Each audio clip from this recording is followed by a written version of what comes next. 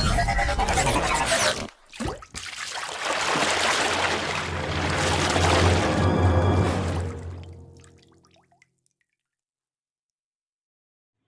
warahmatullahi wabarakatuh. Balik lagi bersama saya Muhammad Syafri Fariji dari program Studi Komunikasi dan Penyiaran Islam Universitas Islam Negeri Sultan Maulana Hasanuddin Banten.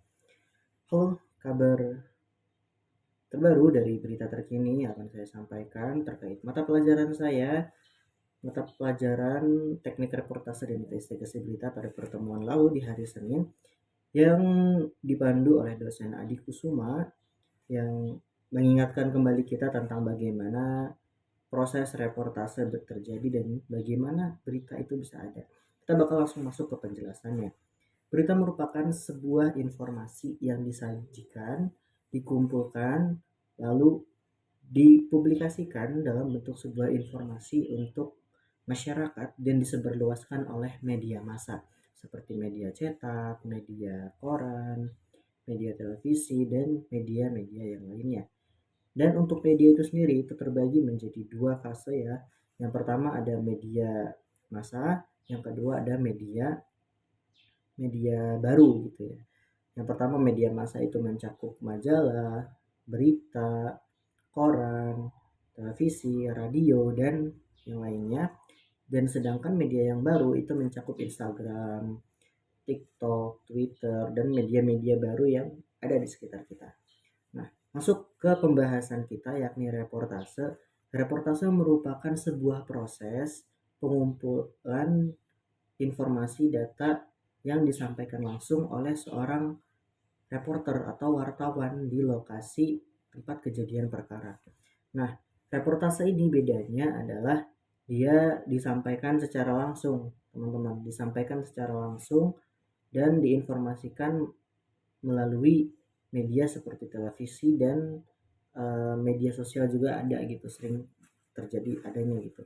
Nah, pada pertemuan lalu juga kita dijelaskan bahwa kita praktek di kelas seperti orang-orang atau manajemen dari tim reportase itu siapa aja, yang dimana terdiri dari kameramen, terdiri dari news anchor atau orang yang membawakan beritanya di studio, lalu ada scriptwriter, ada reporter, dan juga ada narasumber.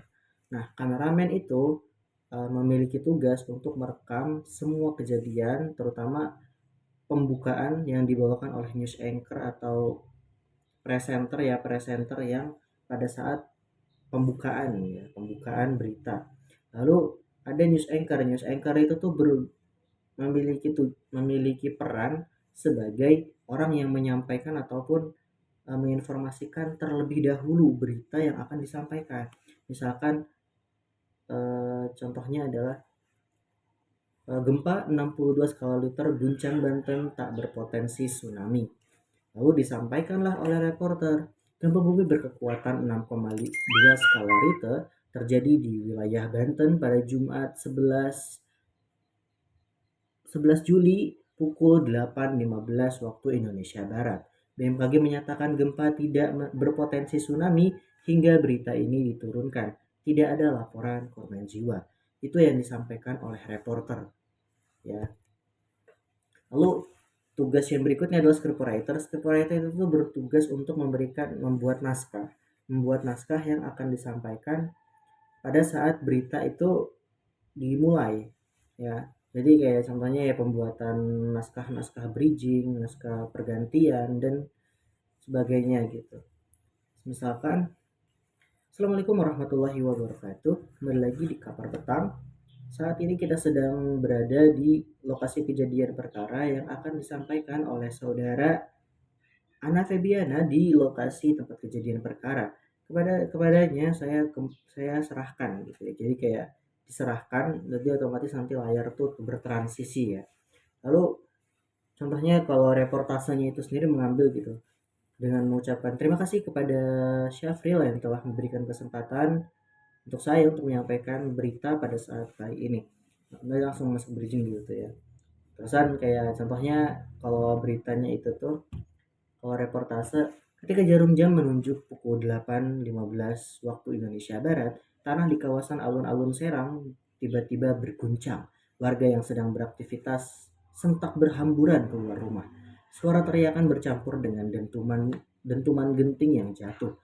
Di lapangan, sejumlah ibu-ibu tampak menggandeng anaknya sambil berusaha menenangkan tangisan. Beberapa warga bahkan masih terlihat gemetar saat menceritakan detik-detik terjadinya gempa tersebut. Nah, itu sebuah reportase yang disampaikan pada saat tragedi itu tuh terjadi, bahkan sesudah terjadi ya gitu tuh. Lalu tadi juga kemarin menjelaskan bahwa ada beberapa berita ya, seperti ada yang namanya straight news atau berita formal, lalu ada in-depth news atau berita yang mendalam ya, berita yang disampaikan secara mendalam seperti ya investigasi berita ini. Lalu ada soft news, berita yang ketika dia tuh disampaikan itu tuh halus, nggak perlu kayak formal banget gitu. Itu contohnya talk show ya, talk show, dan masih banyak lagi. Terusan ada juga yang namanya dia tuh feature news apa-apa gitu. Jadi kayak berita-berita seputar perjalanan, pengalaman hidup seseorang dan juga biografi seseorang. Biasanya itu tuh kayak kontennya itu tuh National Geographic, terusan My Trip My Adventure dan beberapa hal yang lainnya gitu tuh. Lalu seperti yang kita tahu ya teman-teman, bahwa berita itu tuh mencakup 5W1H. Yang pertama what, where, why, who, dan when, dan juga how. Jadi yang paling penting adalah pada saat penyampaian berita itu sendiri memang harus mencakup 6 hal ini gitu ya. Ya, mungkin itu saja teman-teman. Terima kasih untuk kesempatannya. Saya kembalikan lagi kepada studio di acara. Sekian, terima kasih. Wassalamualaikum warahmatullahi wabarakatuh. Audio Jungle.